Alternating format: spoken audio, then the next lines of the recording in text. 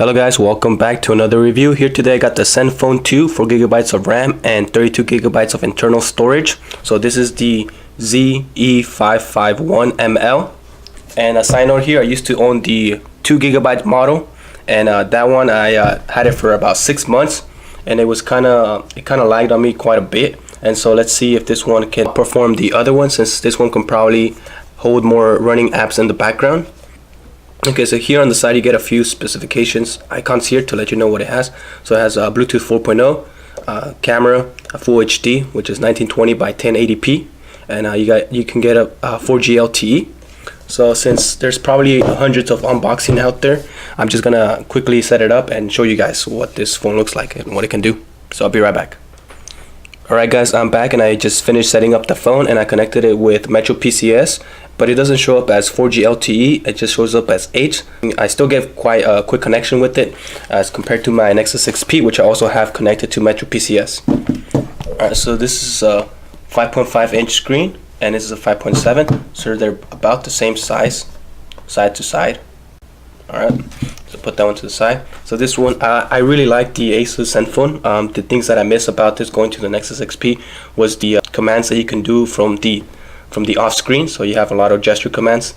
So double tap to wake, and you also have the ability to just launch apps just by making a gesture on this. So making a C for camera, and it'll just take you straight to the camera. See that? That is pretty cool. That's one of the features that I really loved on this phone, and just the customization layout, the ability to control about most anything that you have there.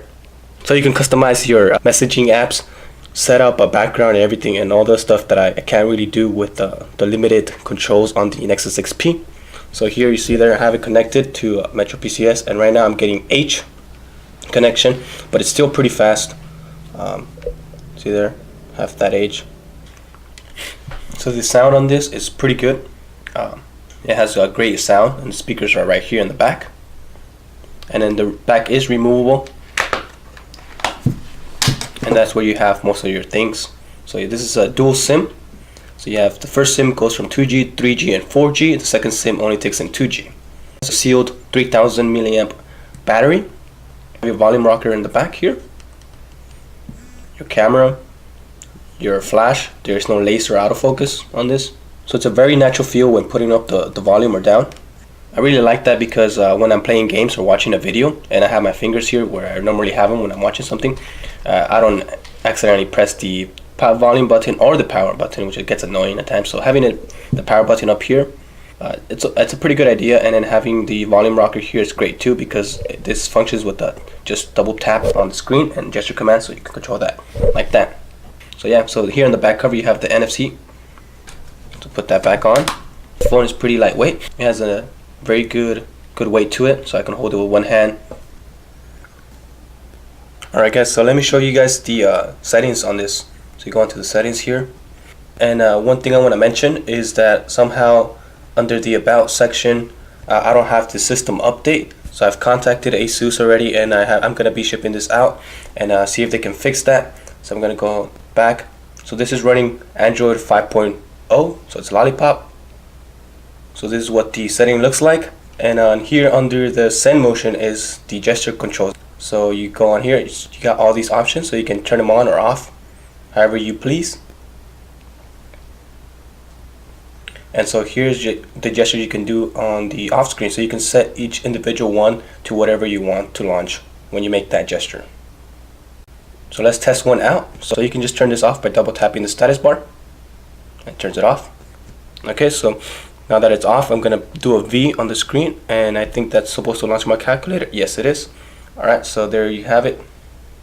It works perfectly fine, but once you're on there you can't do much because you're still on the lock screen technically, and then you have to unlock it if you want to do something else. So that's cool. And then on here you can also turn off the phone if you click on any space any blank space. You can turn off the phone by clicking on any blank space. So here. Alright, so going back down on here, so you can see here I only have 20.61 gigabytes available out of 32 gigabytes. So on this, it has a pretty decent amount of battery life on here. You can see there in my usage. So on the Nexus 6P, I don't have the option to have the different power saving modes like this one does. So this one you have different battery modes that you can use. You got auto switch. This would automatically switch your power saving modes from the time that you pick. So you can have a start time and an end time, and it's gonna automatically switch to whatever you choose. You can choose for it to go to ultra saving mode, or you can have it go into smart saving mode, which you customize yourself. So you get that option. You get the auto switch from 15%, make it go down. So this is just the one I have on the Nexus 6P, but I don't have this auto switch either, or I don't have the battery modes I can choose from. So that's pretty cool. That's the things I liked. Other things I liked on this phone was the drop menu. So you can have you can actually set this up and customize it a bit more. I know with the Android 7.0 coming out, there's gonna be a few more controls like this. But for now, this is pretty cool. The drop menu, you can actually control it if you go here onto edit, and then you can set whatever one you want there. So this is the thing that I really like. You get a lot of customization, and you can have it fit your needs or whatever it is that you like to have on that screen. So there's quite a few stuff on here. I don't really do much hardcore gaming on this phone, or on either of my phones that I have. This can handle games quite well. It runs pretty good, and it can hold the apps in the background running longer than the 2GB model, which would most of the time close them. So let me go ahead and show you guys the game that I actually play a lot. It's Dead Trigger. I really like this game, Dead Trigger 2. Alright, so I'm gonna log in, play. Just collecting my coin, guys. Collecting my coins. Let's go here. Play.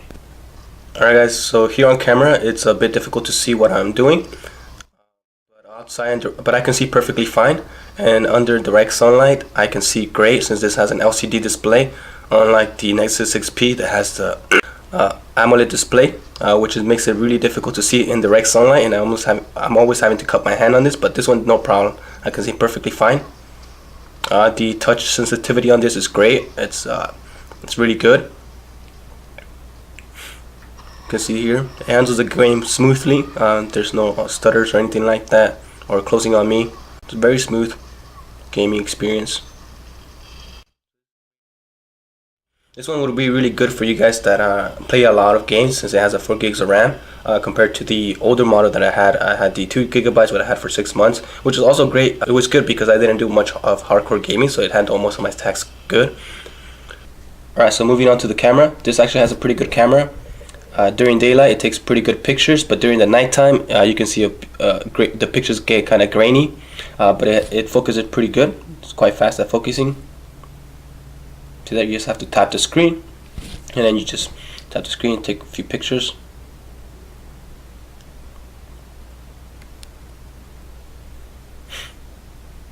So the shutter speed is somewhat fast. It's pretty fast. It's not the fastest out there. So you get a lot of controls on the camera as well by clicking this icon right here to the left. And so you can see here you can adjust a lot of things. You can have an auto HDR, which takes a while to process. You can have manual controls on this, so you can adjust to your likings, however you want to control this for capturing better quality pictures.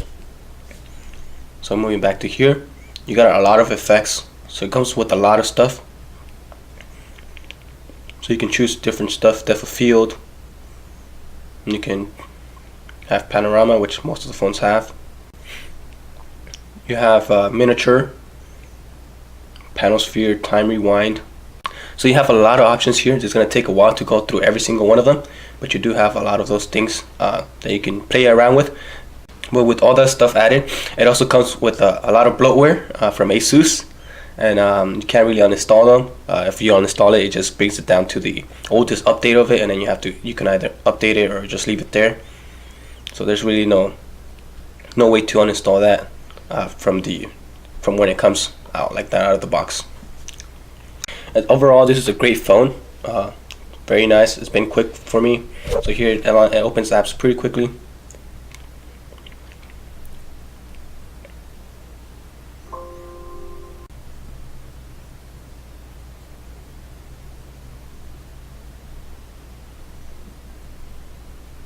So yeah, this is a pretty good budget phone, and there's just a lot of things on this that it would take a very long time to go over everything that this phone can do and all the options and features that this has. Alright guys, well thank you guys for watching.